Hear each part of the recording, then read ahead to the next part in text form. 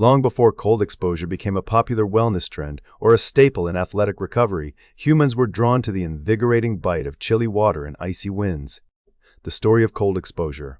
Its journey from ancient ritual to modern science spans centuries and continents, revealing a persistent fascination with the paradoxical vitality that emerges when the body confronts the cold. Civilizations from ancient Egypt to Scandinavia recognized, each in their own way, that embracing cold was not merely a test of endurance, but a means to cultivate resilience and, perhaps, to heal. Historical records indicate that the ancient Egyptians practiced some of the earliest forms of cold water immersion, using it not only for hygiene but also for its perceived restorative effects.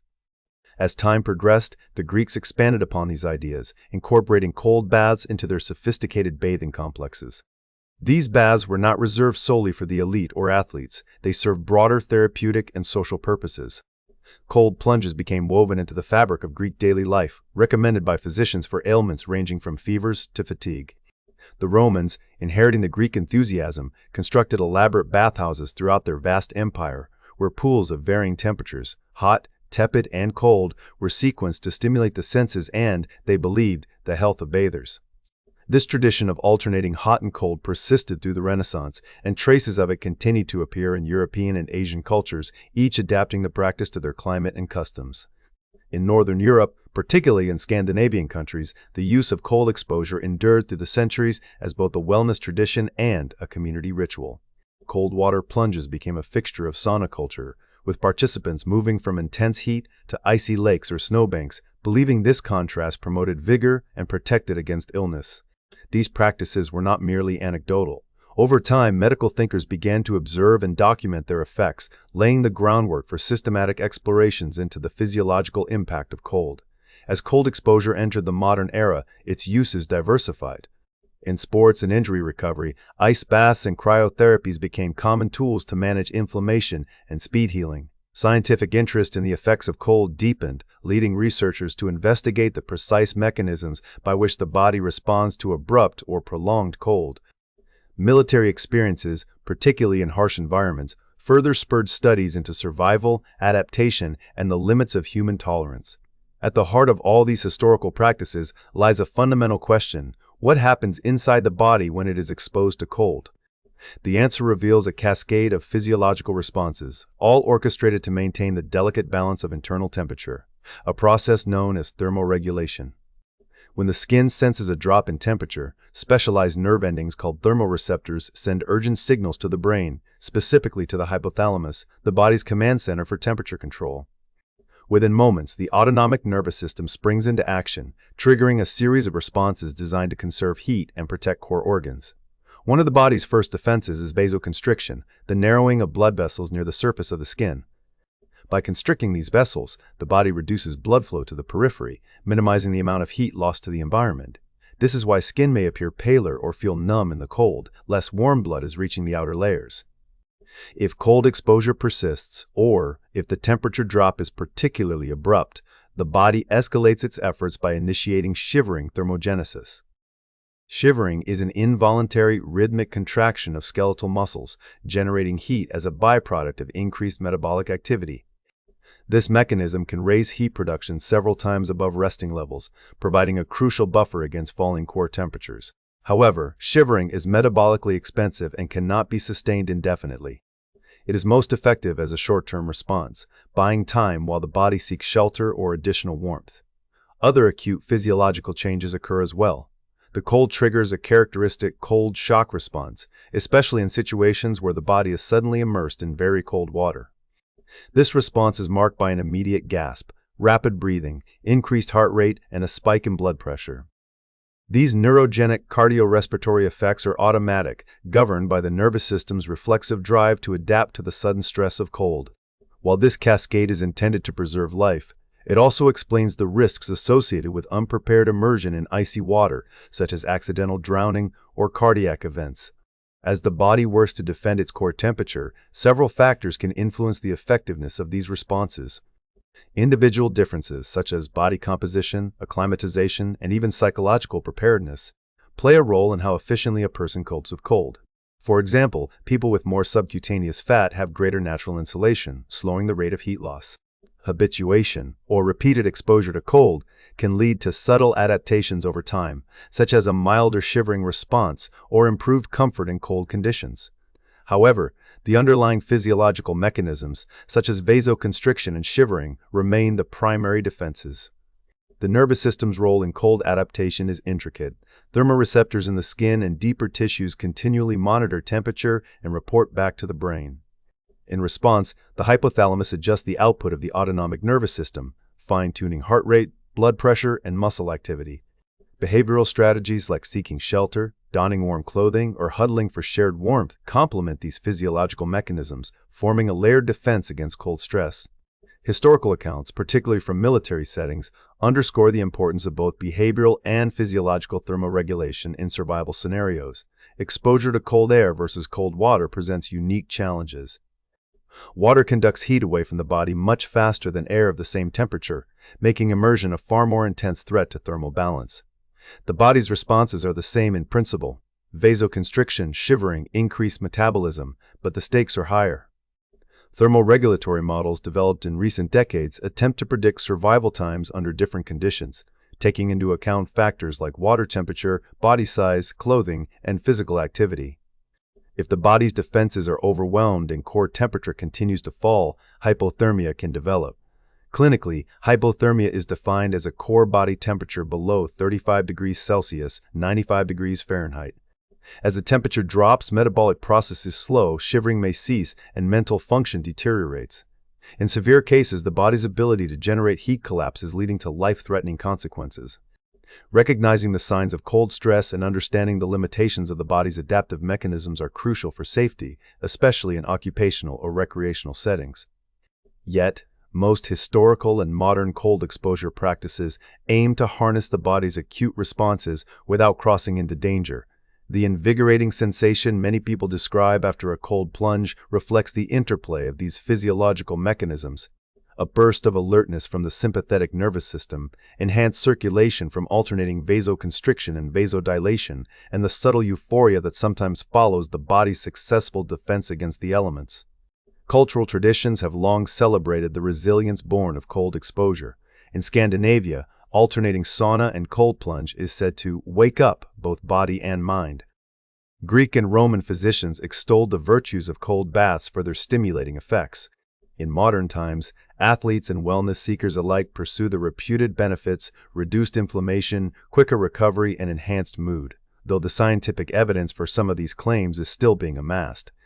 The history of cold exposure, then, is a tapestry woven from ritual, observation, and scientific curiosity. Across generations, humans have returned again and again to the cold, not only to test the limits of their endurance, but to unlock something vital in the interplay between body and environment. The body's immediate responses, vasoconstriction, shivering, the rapid firing of nerves, are ancient survival tools, honed over millennia. They are the foundation upon which today's explorations into cold adaptation are built. While the desire to harness cold for health and resilience is as old as civilization itself, our understanding of the underlying physiology continues to evolve. What remains constant is the body's remarkable capacity to adapt, to marshal its defenses against the chill, and, in the process, to reveal the intricate dance between nature and nurture, history and biology, in the quest for vitality and survival. When a person enters a cold environment, whether plunging into icy water or braving a brisk winter wind, the nervous system springs into action, orchestrating a ballet of split-second reactions and longer-term adaptations. The immediate, almost electric jolt of cold is more than just skin and shivers. It is an intricate neurophysiological event, deeply rooted in our evolutionary past. At its core, this process is about survival, with the nervous system acting as conductor, rapidly assessing threats and deploying responses that can mean the difference between safety and peril. Yet, as research now reveals, the relationship between cold and the nervous system is not merely reactive. Through repeated exposures, the nervous system demonstrates a remarkable capacity for adaptation, enhancing resilience, altering neural circuits, and even refining psychological responses to stress. In the first moments of cold exposure, the sympathetic branch of the autonomic nervous system takes command. This is the classic fight-or-flight pathway, primed to confront environmental challenges. Almost instantly, sympathetic nerve activity surges, particularly evident in increased muscle sympathetic nerve activity, or MSNA, which rises sharply during cold stress, especially in older adults, who may display heightened blood pressure responses. The release of norepinephrine, a key neurotransmitter of the sympathetic system, marks this cold-induced activation. Norepinephrine floods the bloodstream, tightening blood vessels in the skin and extremities to prioritize the preservation of core warmth. This effect, called generalized cutaneous vasoconstriction, is orchestrated by the sympathetic nervous system and stands as one of the most efficient ways the body defends against further heat loss. But these acute responses are only the opening notes in a longer symphony of nervous system adaptation. If the exposure ends quickly, the body returns to baseline after a brief period of heightened alertness. However, with repeated or prolonged cold encounters, the nervous system does not simply endure a cascade of stress, it begins to transform, gradually recalibrating its responses, a process known as acclimation. Studies of human cold adaptation have shown that the nervous system can learn from experience. With recurring cold exposure, the magnitude of sympathetic activation during subsequent exposures often diminishes. This is not a sign of diminished vigilance, but a marker of efficiency. The nervous system refines its output, allowing individuals to maintain homeostasis with less metabolic cost and less subjective discomfort.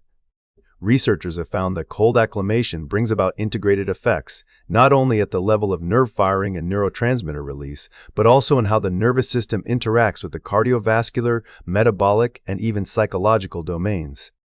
Resting metabolic rate, for instance, may shift in response to regular cold exposure, with the autonomic nervous system playing a central role in this recalibration.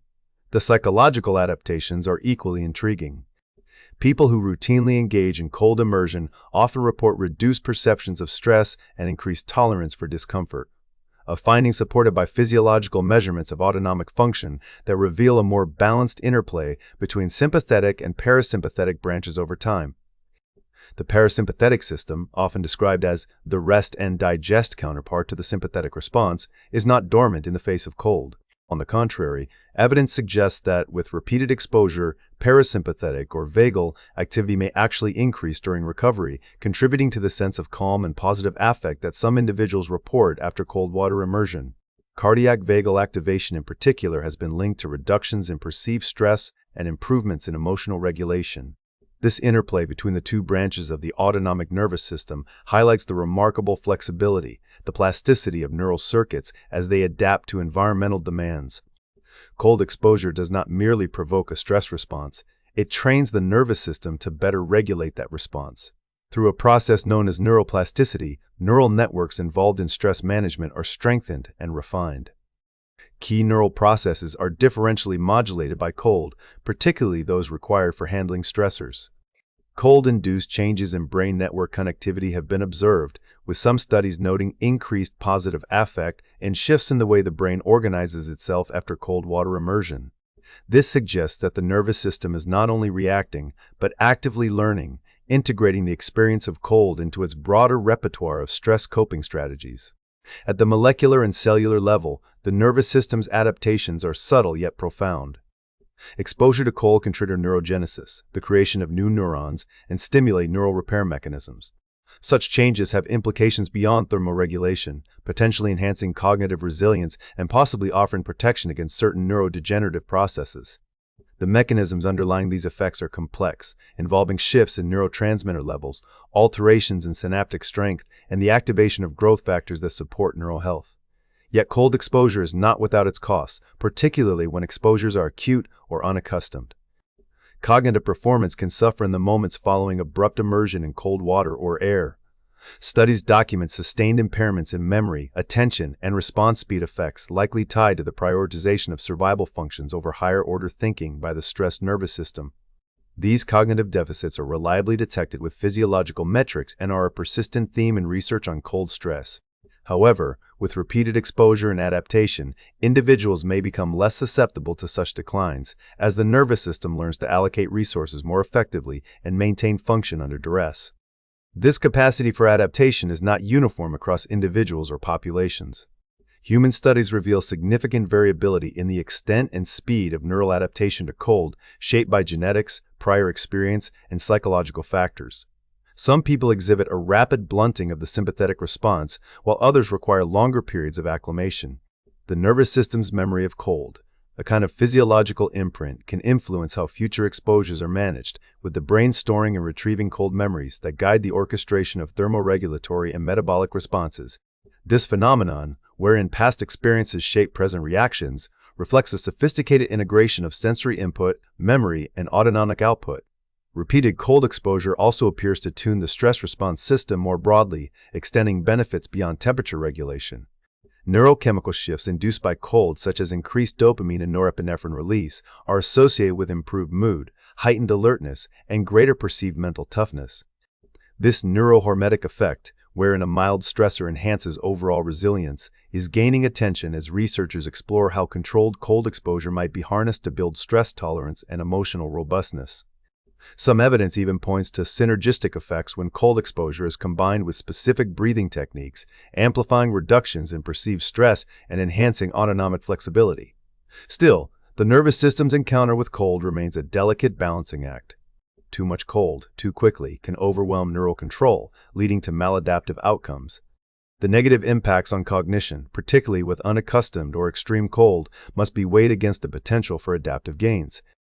As with other forms of environmental stress, the nervous system's plasticity is both a shield and a source of vulnerability, capable of remarkable recalibration, yet sensitive to the limits of exposure and recovery.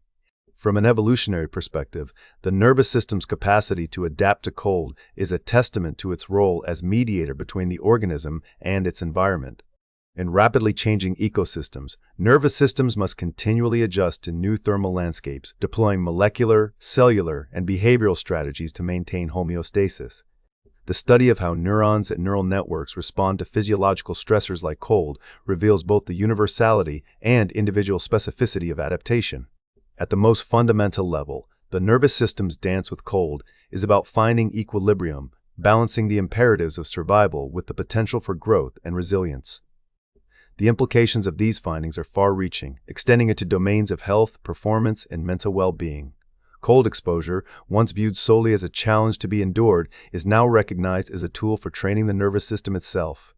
By activating and regulating the stress response, fine-tuning neurochemical balances, and promoting neuroplasticity, cold can serve as a catalyst for greater adaptability, not only to temperature extremes, but to the wider array of stressors faced in modern life.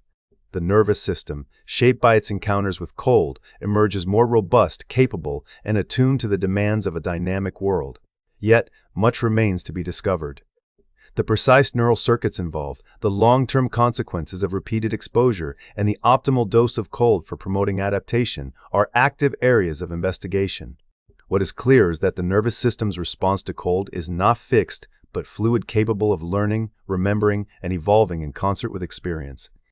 As research continues to unravel these mechanisms, the story of cold and the nervous system promises to deepen our understanding of both the vulnerabilities and the extraordinary capacities of the human body and mind.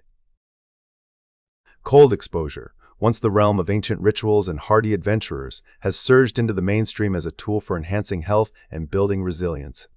The appeal is clear. Countless stories describe people plunging into icy water and emerging renewed, their moods lifted and their bodies buzzing with energy. But what do we truly know about the benefits, risks, and practicalities of regular cold exposure? To answer this, we must look to the growing body of scientific research that seeks to separate myth from measurable effect. For many, the most immediately attractive promise of cold exposure is the boost it appears to give to recovery and mood. Athletes and fitness enthusiasts are often early adopters, drawn by claims of reduced muscle soreness and quicker recovery after intense training. Scientific studies have supported some of these claims. Immersion in cold water can blunt the inflammatory response that follows strenuous exercise, potentially reducing swelling and speeding the return of muscle function. Beyond the athletic world, many people report feeling invigorated after cold exposure, with sharper mental clarity and a buoyant sense of well-being. Research shows these mood improvements are not just anecdotal. Cold exposure can trigger the release of neurotransmitters and stress hormones, providing a natural, if temporary, lift in mood and alertness. The effects of cold reach well beyond muscles and mood. One of the most intriguing areas of research involves metabolism and energy balance. Cold exposure prompts the body to increase energy expenditure to maintain core temperature. a process that activates brown adipose tissue, a special type of fat that burns calories to generate heat. This process, known as non-shivering thermogenesis, has been linked to improved glucose uptake and insulin sensitivity, suggesting a role for cold immersion in blood sugar regulation and overall metabolic health. Some researchers even speculate that regular cold exposure might help counteract modern sedentary lifestyles by nudging the body toward a more active metabolic state. There is also evidence that voluntary cold exposure can influence the immune system. People who practice regular cold plunging sometimes claim they get sick less often, and there is some scientific support for this. Cold immersion appears to trigger mild, temporary increases in certain immune cells and anti-inflammatory mediators. This effect may prime the immune system, enhancing its readiness to respond to pathogens without tipping into chronic inflammation. In fact, some studies suggest that cold exposure can help reduce markers of long-term inflammation, which is increasingly recognized as a driver of many chronic diseases. The potential for cold exposure to influence longevity in the aging process is an area of active speculation and early research. Some animal studies and a handful of human investigations have linked cold exposure with enhanced antioxidant defenses and reductions in chronic inflammation, two factors thought to underlie the gradual wear and tear associated with aging.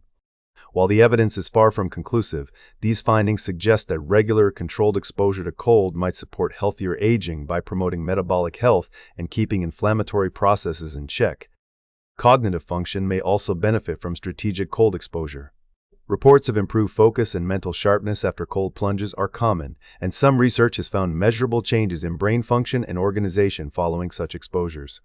These changes are likely related to shifts in neurotransmitter levels and the activation of stress-adaptive neural circuits.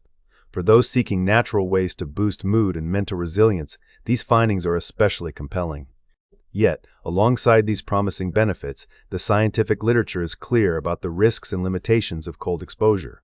The body's initial response to cold, especially sudden immersion in very cold water, can be dramatic. The so-called cold shock involves a rapid spike in heart rate and blood pressure, along with involuntary gasping and hyperventilation. For most healthy people, these responses are uncomfortable but manageable. However, for individuals with underlying heart or vascular conditions, the sudden cardiovascular stress can be dangerous, even life-threatening. There is an increased risk of arrhythmias, heart attacks, and other cardiovascular events, particularly in those unaccustomed to cold or with known heart disease. Medical authorities consistently advise anyone with a history of heart problems to consult a healthcare provider before attempting cold plunges or similar practices. Beyond the cardiovascular system, cold exposure carries additional hazards. Hypothermia is the most well-known risk, though it is largely preventable with proper precautions and awareness of exposure limits. Frostbite, though rare in brief cold plunges, can occur if extremities are left exposed for prolonged periods. There are also reports of asphyxiation, especially if cold shock triggers an uncontrollable gasp reflex while the face is submerged. For these reasons, it is crucial to approach cold exposure with respect for its power and an understanding of one's own limits. Not everyone adapts to cold at the same rate or in the same way. Individual variability is significant, influenced by genetics, age, underlying health, and previous experience with cold. Some people habituate quickly, finding that repeated exposures become easier and even pleasant within days or weeks. Others may struggle with the discomfort and stress of cold exposure, and for some, the risks may outweigh the potential benefits. There is no one-size-fits-all approach, and current research suggests that each person should tailor their practice to their unique physiology and health status. Given both the potential benefits and real risks, how should one incorporate cold exposure safely and effectively into daily life? Science-based recommendations emphasize gradual adaptation and self-awareness. Beginners are encouraged to start with brief exposures, perhaps as little as 30 seconds to a minute in cold water, and gradually increase duration and intensity as comfort and confidence grow. The target temperature for cold plunges is typically between 10 and 15 degrees Celsius, 50 to 59 degrees Fahrenheit, though some protocols use slightly warmer or colder water depending on goals and individual tolerance.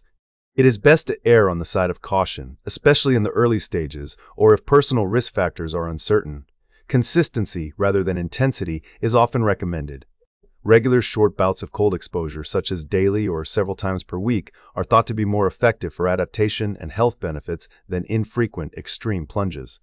The body and nervous system seem to respond best to repeated, manageable stressors that allow for recovery and gradual acclimatization. This approach also helps reduce the risk of cold shock and hypothermia. Practical guidelines for cold exposure stress the importance of safety. Never plunge alone, especially in natural bodies of water where hazards may be unpredictable. Always have a way to get warm quickly after exposure, such as dry clothes, a warm environment, or access to a hot beverage. Pay close attention to bodily sensations. Uncontrollable shivering, numbness, or confusion are signs that it is time to get out and warm up. For those with medical conditions that might contraindicate cold therapy, such as Raynaud's disease, certain heart and vascular disorders, or respiratory problems, it is essential to consult a healthcare provider before starting any cold exposure practice. For those interested in making cold exposure a sustainable habit, small adjustments to daily routines can help. Some people find it easiest to begin with cold showers, gradually lowering the water temperature over several days or weeks. Others prefer the ritual of a cold plunge, perhaps after exercise or sauna use. Preparation can make the experience less daunting. Setting out warm clothes in advance, using breath control techniques to manage the initial shock, and having a supportive community or partner can all increase adherence and enjoyment. The key is to make the practice accessible, safe, and attuned to personal limits. The research is clear that there are still gaps in our understanding. Many studies on cold exposure are small, short-term, or limited in design, making it difficult to draw definitive conclusions about long-term safety or the optimal dose of cold for various outcomes. There is also ongoing debate about whether cold immersion blunts muscle adaptation after strength training, with some evidence suggesting that very cold, prolonged exposures immediately after exercise may interfere with muscle growth. For now, the balance of evidence supports moderate, controlled cold exposure as a complement to but not a substitute for other health-promoting behaviors such as regular physical activity, good nutrition, and sufficient sleep. In sum, the practice of regular cold exposure is neither a cure-all nor a danger to be avoided at all costs. When approached thoughtfully, respecting both its power and its limitations, it can be a valuable tool for enhancing mood, supporting metabolic and immune health, and building resilience within the nervous system. It requires self-knowledge, a willingness to learn from experience, and a commitment to safety. The cold, in all its bracing clarity, reminds us that adaptation is both a challenge and a gift, inviting us to engage with our bodies and minds in new and invigorating ways. As with all powerful tools, the greatest benefits come not from excess or bravado, but from consistency, caution, and a deep respect for the wisdom of the body.